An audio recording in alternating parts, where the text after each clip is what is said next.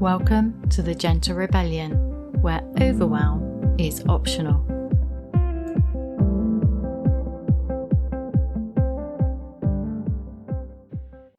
Hello, Heidi here. This week I thought I'd share something that we're up to inside the Gentle Rebel community.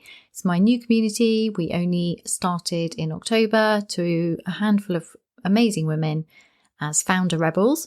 I'll be opening the doors again early next year, I should think, once I've kind of got the hang of it and found my way around the new tech. But I wanted to share part of what we're up to this month, because I think it's a really important one, this one. Christmas overwhelm, a very special sort of overwhelm. So it's that time of year again, isn't it? November. The days are getting shorter and shorter and shorter as we hurtle towards the shortest day, the solstice, and it can often feel like time's running out, and it just adds to the pressure and the overwhelm of everything. So if your life's already overwhelming and overloaded, then, well, this time of year tends to really highlight that and can be really too much. I know it used to be for me. I know that this term at school used to just do me in. It went on forever and I was so exhausted, and then I'd get flu, and then I'd get flu again. I wouldn't normally get the flu until January, February time, but I definitely know it was the pushing to get through to Christmas that caused that illness later, because it was just pushing myself too hard. I'm delighted to report that nowadays, right in the prime of my gentle rebellion of practicing listening to myself, listening to my heart, listening to my body, and daring to question that overwhelm and exhaustion are just the price we pay to have a successful life. From here, from where I am now, from making these tiny changes every day, this commitment to myself, this year I've really noticed a lack of that feeling of pressure from the days getting shorter and shorter. And I'm really delighted to be able to say that to you, because I used to be where you might be now. I mean, obviously I don't know exactly where you are, but I'm assuming if you're listening to this podcast, it's because the idea of gently rebelling, of making overwhelm optional for you, resonates with you. So therefore I'm assuming there's some level of overwhelm, and that if you're in the UK or the West, that you're possibly struggling with this time of year where it feels like time is speeding up. And Christmas in particular is a very special sort of overwhelm on top of the time of year that it appears, because it's so emotional, because there's so many memories embedded within the expectations of Christmas, expectations of it being magical and lovely this year, while at the same time expectations that the same issues will crop up again with the same difficult, I'm not going to say difficult people, but difficult energies we create between each other, those patterns we get stuck in. Christmas, a very special opportunity to notice those painful patterns, to notice how draining it can be, to notice how pressured you feel, to notice the overwhelm. It's a very special sort of overwhelm, because it is a very special time of year. We want it to be lovely. We want it to feel good. We want it to be better than it was last year. We want to be generous. We want to show the people who matter most to us how much we love them. There's all of that opportunity. And there's also that need for community, for light, for feasting, for celebrating in what's called midwinter. I always get confused by this, because if you think about it, midsummer and midwinter, i.e. as in terms of solstices, are not in the middle of the seasons, are they? This is just kind of it always irritates me that the summer solstice, it's not midsummer, it's really at the beginning of it. And the midwinter feast of Christmas isn't in the middle of the winter, it's in the middle of the darkness. So it's the darkest time of year, and we have all of these lights and this special food and this getting together and celebrating. But it's really the beginning of winter. It's really when, I was going to say, it starts going downhill. I don't mean it like that. I just mean for those of us who prefer the summer and who like to feel the warmth of the sun on our bones, and who really do like warm water to swim in, this time of year can be really tricky, because it can feel like it's something to get through. But anyway, I'm delighted to report I feel much less of that this year in a way I never have before. So it's built up. I've really noticed this year there's been a build up of sudden realization that what I'm doing is working. And that it's gone. And by working, I mean I've overshot the mark. So I just wanted my life back. I didn't want to be waking up feeling exhausted and pressured. I wanted fulfillment. I wanted to keep this house and our lifestyle. I wanted to do something that used my unique gifts. I see that as pretty basic. Like, I think that's what we should all be up to if that's what we want. And I just wanted to feel well. I wanted these things without damaging my health and my sanity. I wanted to feel at home in my life. And at the time it felt huge. It felt on the one hand necessary, like I didn't have any choice because I wasn't going to do it the old way of success again. But on the other hand, it was kind of like if I'd stopped to discuss it, somebody could have pointed out my foolishness. You know, who do you think you are? You can't have a successful life and expect no pressure and not to burn yourself out or, you know, be close to exhaustion. And you certainly can't do without overwhelm, Heidi. Overwhelm's everywhere. Everybody's overwhelmed. No big deal. So I just really I need to talk about this more, I think. The fact that not only did I get my life back and my health back and my sanity back, and by sanity, I just mean the ability to feel emotionally stable, to think clearly, to not be so reactive, to not feel like I'm going insane. I don't in any way mean it as disrespectful for people who are suffering from serious mental health issues. I mean mental health as in feeling well, feeling stable, feeling okay, not expecting to kind of embarrass myself by exploding emotionally at the wrong time, becoming over defensive in conversations, having inconvenient tear leakage, that kind of horrible feeling on the edge, oversensitive. Just this ability to pause and respond rather than react. That doesn't mean I never overreact. No, there's no perfection going on here. I just mean I feel more stable. I feel more like myself again. I feel able to cope with what life throws at me. And it's not that life doesn't throw stuff at me. It's that I just feel more grounded in myself, more able to cope. And I'm really grateful for that. And I can see that it's because of these tiny commitments every day of just noticing how I feel, tuning into my heart, listening to my body, and committing to myself first, deciding that I'm not going to push through overwhelm. I'm not going to push into exhaustion.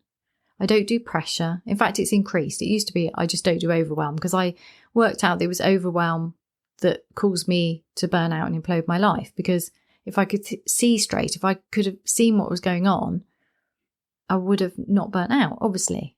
I wasn't stupid. And I knew all the stress management stuff. I didn't do anything wrong, as in a lack of knowledge. I burnt out because I couldn't see any other way. And I blame that on overwhelm. And so I really, and people came to me when I was first just teaching yoga, when I was right in my early gentle rebellion. I didn't even know I was gently rebelling. When I was just trying to get my life back, you know, find a new career, make some money for myself, get my confidence back, heal, get my health back, get my energy back, be able to sleep fully without waking up in some like shocked state of, oh, I've got to go into work again. I can't bear it. I just wanted my life back, but people were coming to me stressed and overwhelmed. And then they started to say that within moments of entering my yoga class, their overwhelm and stress would disappear. And I was really curious about this. What was going on? What was I doing that was creating such an amazing effect on them? And I studied that and I looked at the people coming to me, and then I ended up coaching again because I'm a coach. And despite my bizarre decision to reject that and try and do something, I guess I was looking for something more obvious as a career path because coaching was very new then. I mean, even now, it's not that easy, not in the UK, to say, oh, I'm a life coach. It still seems a little bit fantastical, especially to somebody who's, really good at it. I'm going to say that. I'm going to sing my own praises. I'm a really good coach. I love coaching. It's clearly what I'm supposed to do if there was a supposed to. It's clearly what I want to do. It's clearly what I do really well. It's clearly what I love to do. It's clearly what's calling me. It feels like a vocation. And you know what it's like when you find that, right? The energy, the flow state, the excitement. It's really cool. But I guess on the way, I know that on the way I lost the confidence in myself to do that. But it kept coming back. It's like this irrepressible part of me. Do you have that? The thing that you're really good at. The thing that you need to find a way to do in a way that works for you. Well, that's what it is for me with coaching. And so to start with, I just wanted my life back. Then I wanted to coach. Then as I got more energy and got more in tune with myself, I discovered that actually I wanted more. And by more, I mean rejection of more. So I was already kind of wandering around saying, I don't do overwhelm, I don't do exhaustion. And then it became, I don't do pressure. And it's the more, as in the more freedom.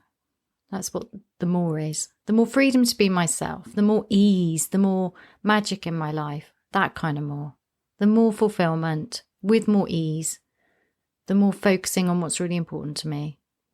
Once I'd got my life back, I then wanted just more being myself. It's an extension. Whereas before I got my life back, it felt like getting my life back would be enormous, magical. Imagine if you could do that. And now it just feels like there's no stopping me, but it's really gentle. I don't mean no stopping me as in some big, wild, I don't know, disruptive, huge, I don't know what I'm talking about. I just mean there's no stopping me as in, so now I just want to feel even healthier. Now I want to create this project. Now I want to do this. Now I want to go to that place, experience that. It just feels more, there's just more ease involved because I feel more solid within myself, as in I can identify what matters to me. I can see and feel clearly because my mind and heart are interconnected. Whereas previously in Overwhelm, I was struggling to really identify what mattered to me. Once I identified or dared to start identifying, because I don't think it's a one-off thing, and I think this is part of the problem with personal development, is almost like, well, once you've learnt to find your true voice or your truth, whatever that is, or your values, or I don't know, like it's a one-off thing. And that's not my experience. My experience is this gentle unfolding, this reconnecting with myself, this improving my relationship with myself, and that connection of mind, body, heart together, working together, all weighing in on the conversation. That's what I've been up to, and it's immensely powerful. And now what I'm learning to do is just say, okay, so I might identify some overwhelm. So because I have these embedded practices, wake up, notice how I feel. And if I don't do it when I wake up, I'm going to do it very early on because it's so natural to me now to notice how I feel, noticing what's coming up for me, particularly what's bugging me. I've noticed that the stuff that's bugging me, that's going round in my head, there's something there, there's a gift, there's a message, there's something to be seen and released, or something letting me know there's a project that's really in my heart bubbling up to come out. Like I'm in the process of writing my next book. That was bugging me. And now there's the space in the darkness of autumn, early winter to allow that to come out into the world. And as it comes out into the world, I feel energized, I feel better, I have clarity, I have purpose, I have energy, I feel inspired, I feel really content. And that's in the middle of it. Whereas when I wrote the first book, the process felt quite painful at times. And this time it just feels like, oh, so I just need to notice it's bugging me. It's like it's queuing up to come out. And then I need to give it space. And I did ask for help with giving it space. So I took it to a coaching session and just got a lot of help in getting the structure out and the purpose out. And I got that helped me with clarity. I didn't do it all on my own. I really recognized the benefit of asking for help, and particularly a coach who can just hold the space for you while you work something out. It's just much faster than doing it on your own. And I've really noticed, and also this is the second book, right? So there's some of that stuff out of the way. It doesn't mean there's not the same, will it be rubbish? Will it be really painful to do the tedious bits? That kind of stuff. It's still there, but it's just clearer. It's just, this has come up. I notice it. It doesn't mean and I want to be clear here. I'm not like some Zen master over this stuff. It can bug me for ages before I notice. I'm not doing this like instant, that's bugging me. Now I'm going to turn it into a gift. Sometimes it takes me ages. Sometimes it's really fast. It's just a practice. But having these practices embedded, and particularly because I searched for them and I tried them out, and I was determined to find a way to do it without pressure, to do it in a way that worked for me, which means it's got to be really effective and really small, because otherwise, being the kind of person I am, I'll go full on into the personal development that I'm giving myself and become almost enslaved to it. It's just this big, huge kind of walking transformation thing, rather than a gentle but firm, this is what I need to do today. This is what's coming up with me. It's a commitment to myself to listen to my heart, to listen to my body, and to support my mind, to keep my mind as free of fear and overwhelm as I can. And that's just it. That's it. That's what I'm up to. It's not really at the heart anything more than that. It's the relationship I have with myself. And what I'm starting to notice is the cycles of the year. So this time of year, with the days getting shorter and shorter, and that feeling of time speeding up, which I was already aware of very strongly when I was teaching, because it was so hard for me. It really impacted me. And then expecting all of that pressure to disappear when I came out of a career that was just not working for me, and finding that it didn't disappear was really interesting, got me really curious. So what's going on for me? And then listening even more deeply and adjusting to things better and allowing myself to heal and get healthier and healthier and healthier has now resulted in, yes, I can see the days are getting shorter and shorter. I resisted it. I had real autumn grief. I accepted that. And then I gradually allowed myself to move into winter. And I'm honestly not exhausted. And I'm so excited to report that to you, because that means you can have that too, right? Because it's not just me. I'm not some oddity. We can do this. We can have the life we want. We can have energy. We can be free from overwhelm. We can have the freedom to think with our minds and our hearts and our bodies together, because it's stronger. Yes, it takes practice. Yes, it takes commitment, but you don't have to do it alone. If you want me to coach you through it, just ask. I'm here. I love, love, love coaching. I'd love to talk about it with no pressure. That's what the curiosity calls are for. Book one. It's easy to book one. If you can't find a time, ask me. We can talk. If you want something less intense, join the community next time I open it. Read my book. Binge listen to all these podcast episodes. Read my blog.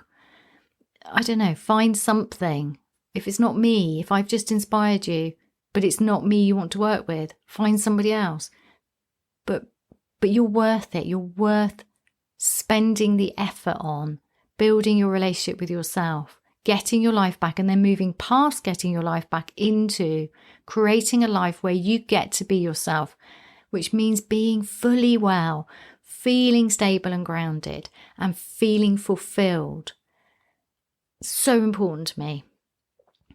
Which brings us back to how we can use this very special time of year, this very uniquely overwhelming time of year in general for a lot of us, to gain more freedom from overwhelm. So this year, I've learnt that some of the darkest times are the greatest gifts. And that sounds awful, the way I've said it, as if, I don't know, something about that I really don't like. So let's just be clear. What I mean is, when the shit hits the fan, with help and support, you can find the gift in it. That doesn't mean it's not going to be horrible as you're going through it.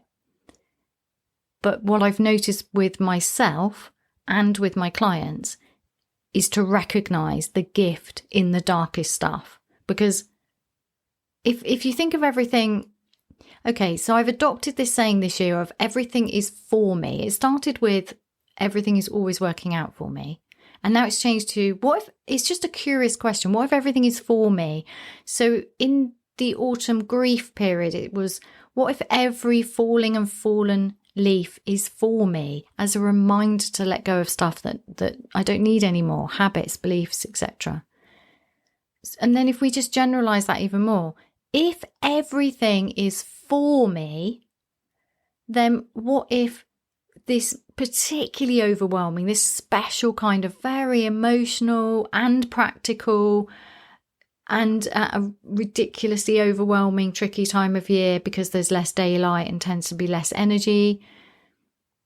What if that time of the year, that very special kind of overwhelm is special, not just because it's Christmas and because there's a unique collision of all of those pressures, but because it's a really good opportunity to see what's going on for yourself. It's such an obvious reminder.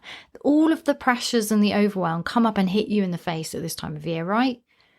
In a way that maybe in the summer they don't, because you can look around and go, oh, at least it's sunny today.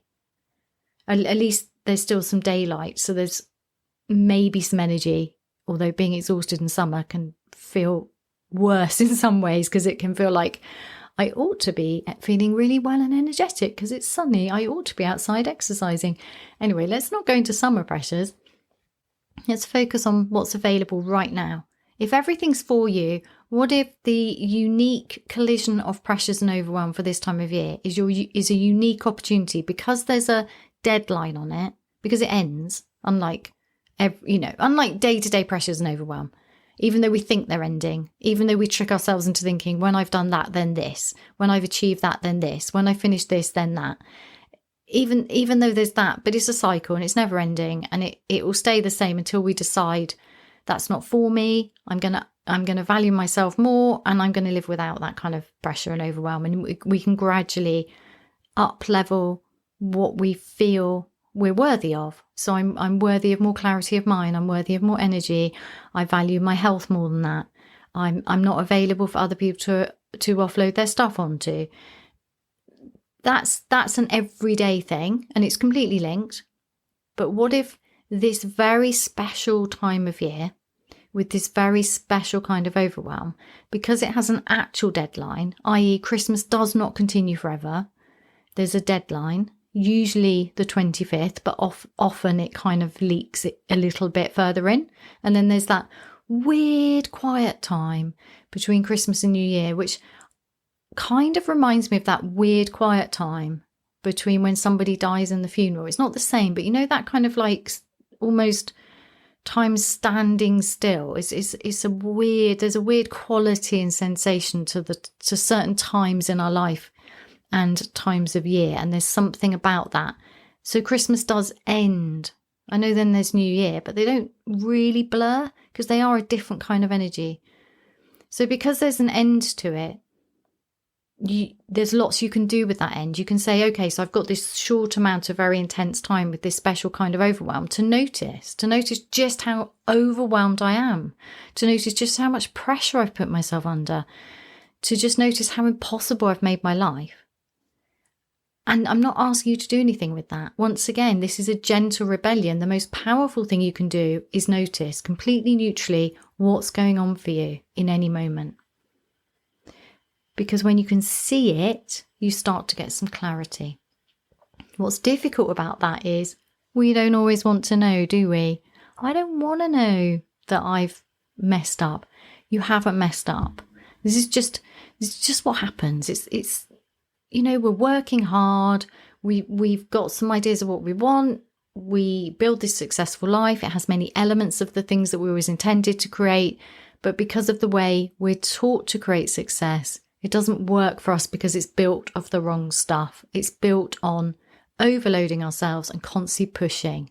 It's built on the idea that life is hard and success requires sacrifice, and that everything you want is on the outside of your comfort zone. And those three things put together result in success, which is hard to maintain, is often uncomfortable. It's very difficult to settle into your comfort zone with that level of wonderful to just say, wow, I've made it. Because it feels like you can never quite relax. And to maintain it's just exhausting, right? It just doesn't work very well. It doesn't fit together. It's built of the wrong stuff, because it's mainly done by overloading our minds and ignoring our hearts and our bodies. And when we start shifting, not in one go, no wild disruptions, no upsetting anything, maintaining what you've got, but then gently but firmly rebelling and saying, I'm not doing this through overwhelm. I'm going to get overwhelmed first before I tackle that task, before I set my intention for the day. I'm going to listen to my body today. It's just tiny things each day. And these tiny things accumulate and they work together over time. If you want to do things faster, come and work with me. But you're perfectly capable of doing it on your own. Just depends. I pay for coaching when I want to do something faster. Coaching works. It's amazing. If you find the right coach at the right time, magic happens. We know this, those of us who work within the coaching industry, but not everybody knows that yet. If you don't want coaching, find something to support you. But believe that it's possible for you to gently rebel, to build your life gently but firmly, without creating any wild disruption, because the choice is this, isn't it? You can do what I did, quit, start again, rebuild. Or you can maintain your financial stability and gently start to connect yourself. And from that place, you can gradually either change how you're working and how you've set your life up, or you can move jobs. And I always think of that. I think it's Einstein. Is it Einstein who said, I can't remember who said this. What is it? Something about you can't solve a problem from the same consciousness from which it was created. Sorry, I'm messing up my quotes here. But I think of that a lot with the Gentle Rebellion, because I changed jobs twice. And the first job I moved to was my dream job. Head of Wellbeing and Teaching and Learning. Ideal for me. Absolutely brilliant. Didn't work out very well. It was a disaster. Unbeknownst to me, they fired the person who hired me, who created the special role for me before I got there. It was chaos. Not great. So what happened?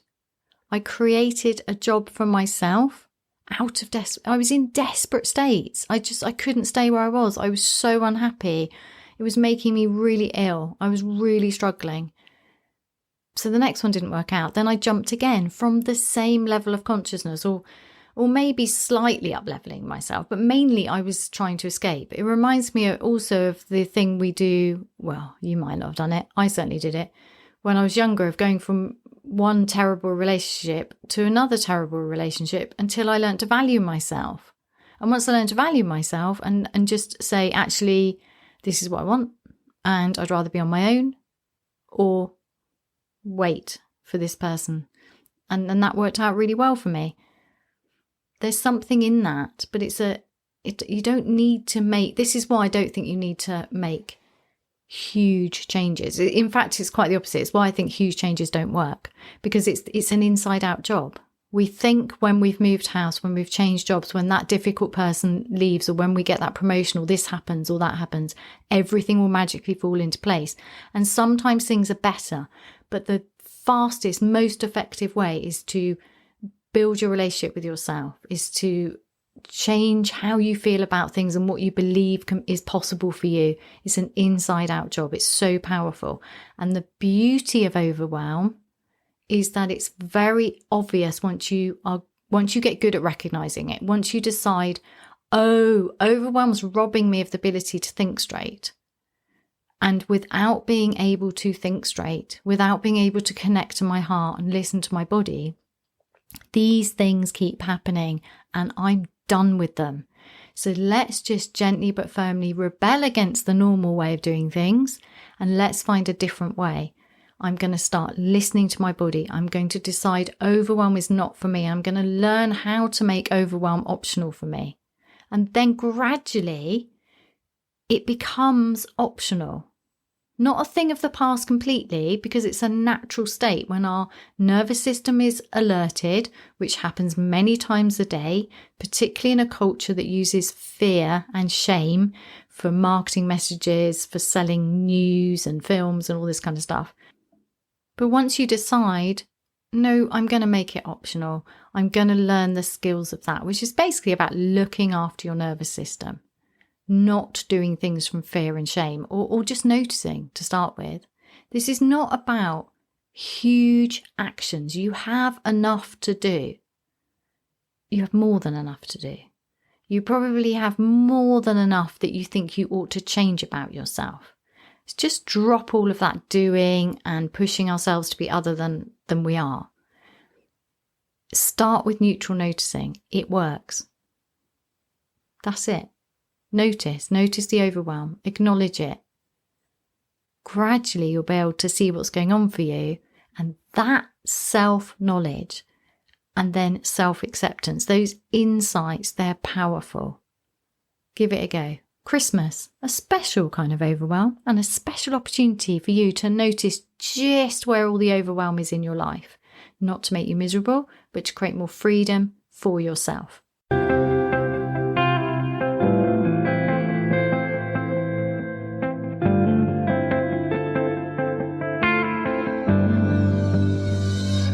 For more resources to help you gently rebel, please visit my website www.heidimarke.co.uk.